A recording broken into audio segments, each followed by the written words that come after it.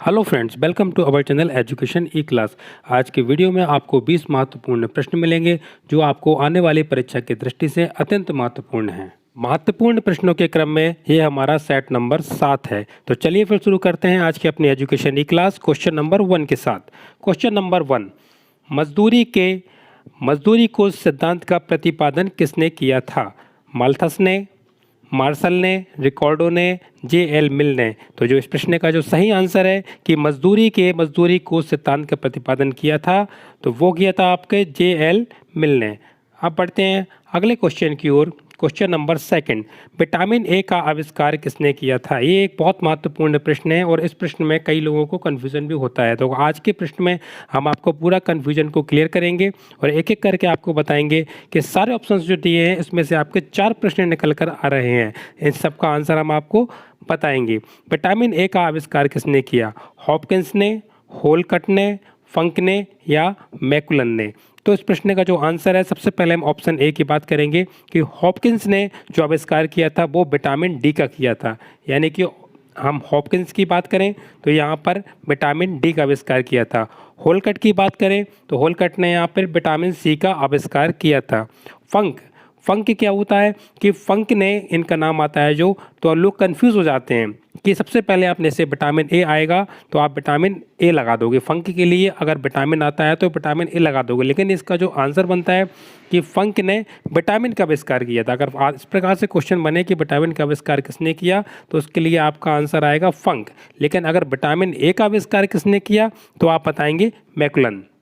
यानी जो इस प्रश्न का जो सही आंसर आएगा वो आपका आएगा मैकुलन। यानी हॉपकिंस ने जो किया था विटामिन डी का, होलकट ने किया था सी का, फंक ने किया था विटामिन का। इस प्रकार से प्रश्न आए और मैकुलन ने किया था आपका ए और बी का। अगर ए भी इनने किया था और बी भी इन्होंने ही किया था। अब बढ़ते हैं क्वेश्चन नंबर 3 की ओर।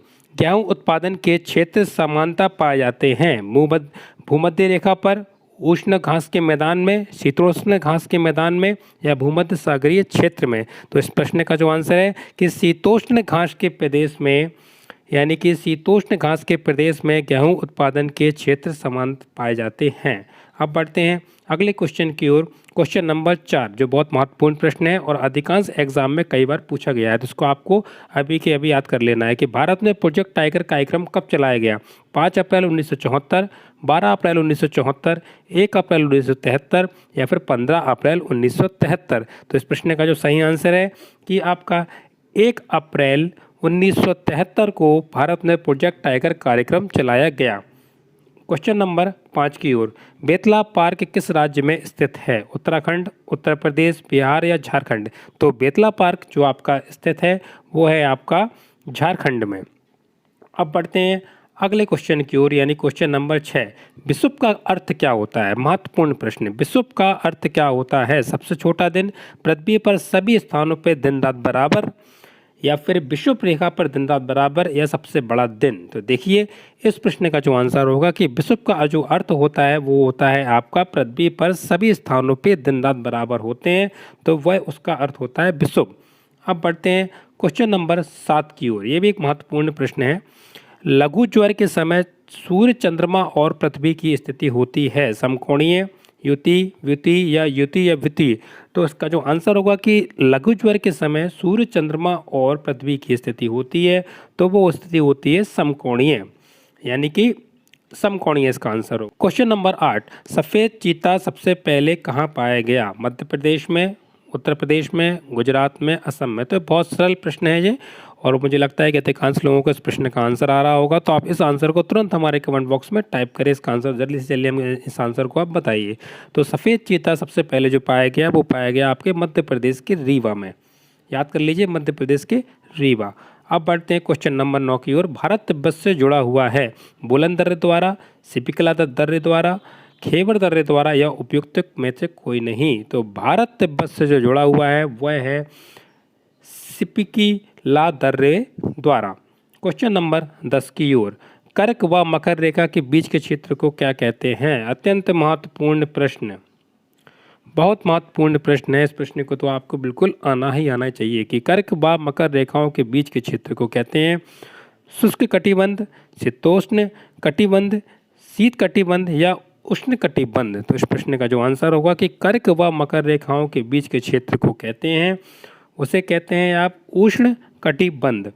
क्वेश्चन नंबर 11 की ओर, निम्नलिखित में से कौन से कागजी सोने की संज्ञा दी गई है? इंटरेस्टिंग है ये, एक प्रश्न को पढ़ के ही लगता है कि ये बहुत इंटरेस्टिंग है, तो इसका आंसर आपको पता होना चाहिए कि खाड़ी देशों द्वारा तेल के नया से प्राप्त मुद्रा को, ठीक है, अमेरिका द्वारा विकासशील देशों को खाद्य सहायता हेतु प्रदान की गई धनराशि को, या फिर अंतर्राष्ट्रीय मुद्रा कोष के विशेष आहरण अधिकार को, या फिर यूरोपीय देशों की मुद्रा को। तो जिस प्रश्न का जो आंसर होगा वो आपका होगा कि आंसर नंबर इसका सी, यानी कि अंतर्राष्ट्रीय मुद्रा कोष के विशेष आहरण अधिकार को। क्वेश्चन नंबर 12 की ओर, गिफिन वस्तुएं होती हैं, ये आपका अर्थशास्त्र का एक बहुत महत्वपूर्ण प्रश्न है, इसको आना आपके लिए बहुत ज़रूरी है कि गिफिन वस्तुएं क्या होती हैं। अगर आपने थोड़ा सा भी आपने अर्थशास्त्र का अगर अध्ययन किया होगा तो आप प्रश्न का आंसर तुरंत बता देंगे और हमारे कमेंट बॉक्स में भी टाइप कर देंगे। उच्च कोटि की वस्तुएं, निम्न कोटि की वस्तुएं, सामान्य वस्तुएं या फिर दुर्लभ वस्तुएं। तो जो गिफिन का अर्थ होता है वह आपका होता है निम्न कोटि की वस्तुएं। नंबर 13 की ओर, उपभोक्ता की बचत से अभिप्राय है? उपभोक्ता द्वारा अपनी आय से की गई मासिक बचत, उपभोक्ता द्वारा किसी वस्तु के क्रय से प्राप्त उपयोगिता का अधिक, या उपभोक्ता द्वारा चुकाए गए कर की कुल मात्रा, या फिर सरकार द्वारा प्रदत्त सामुदायिक सेवाओं का मूल्य। तो इस प्रश्न का जो आंसर है वो सीधा सा आपका आंसर आप लगाएंगे ऑप्शन नंबर बी, उपभोक्ताओं द्वारा किसी वस्तु के क्रय से प्राप्त उपयोगिता का अधिक। क्वेश्चन नंबर 14 की ओर, महत्वपूर्ण प्रश्न फिर से एक बार, भारत में लीड बैंक योजना कब प्रारंभ की गई? 1969 में, 1975 में, 1988 में या 1990 में? तो इसका आंसर होगा आपका 1969 में भारत में लीड बैंक की योजना प्रारंभ की गई थी।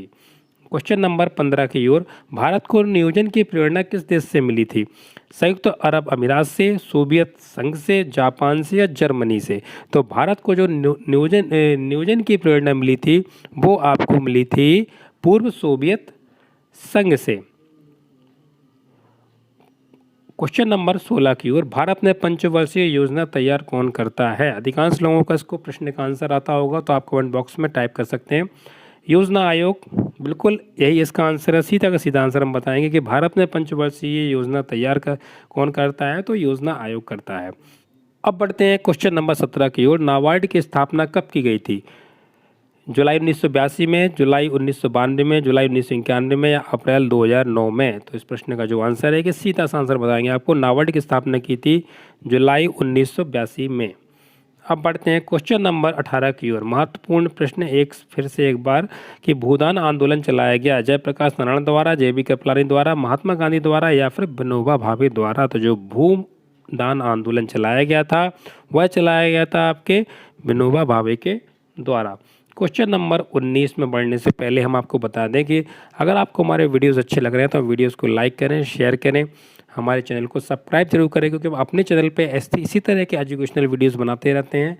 सामान्य ज्ञान, GK से संबंधित प्रश्न होते हैं, साथ में अपने जो भी लेटेस्ट वैकेंसी निकलती हैं उसकी न्यूज़ भी डालते रहते हैं। इसलिए आप हमारे चैनल को सब्सक्राइब कर सकते हैं बेल आइकन क्लिक के साथ। जब भी आप बेल आइकन क्लिक करेंगे तो नोटिफिकेशन आप तक पहुँच जाएगा और सबसे पहले आपको हमारा वीडियो देखने को मिल जाएगा। तो क्वेश्चन नंबर 19 की ओर, निम्नलिखित में से कौन सी सेवा केंद्रीय सेवा नहीं है? भारतीय पुलिस सेवा, भारतीय शिक्षा सेवा, भारतीय विदेश सेवा या भारतीय लेखा परीक्षण एवं लेखा सेवा? तो सीधा सा आंसर होगा आपको कि भारतीय शिक्षा सेवा। लास्ट क्वेश्चन की ओर, ब्रिटेन में लोक सेवा आयोग की स्थापना कब की गई? 1825 में, 1875 में, 1855 में या 1805 में? तो जो महत्वपूर्ण प्रश्न का जो आंसर है कि ब्रिटेन में लोक सेवा आयोग की स्थापना की गई, वो की गई 1855 में। तो ये था हमारा आज के वीडियो। अगर आपको हमारा वीडियो पसंद आए तो वीडियोस को लाइक करें, शेयर करें, चैनल को सब्सक्राइब करना ना भूलें आने वाले महत्वपूर्ण वीडियोस के लिए। धन्यवाद।